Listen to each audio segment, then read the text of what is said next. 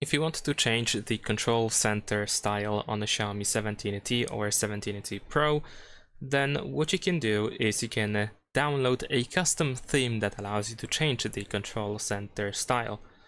So what we can do is we can go to the themes app and then we can search for a theme over here. Now, the bad news is that unfortunately there is no clear indicator of which themes actually change the control center style. Many of these themes actually use the standard appearance of the control center, so they don't change that much.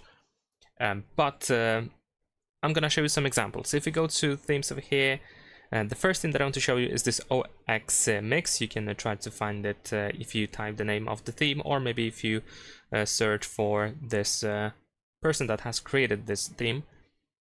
And this is the appearance that we have when we use this theme. Of course, you can still change the wallpaper and icons theme if you want to later on, but this is what we can do. And there is the second one. This is the colorful 26 Pro made by Dami. And this one also slightly changes the appearance of the control center, or there we go, it looks like this. It is a little bit more transparent, so you can use that if you want to. And that's pretty much it. Leave a like and subscribe.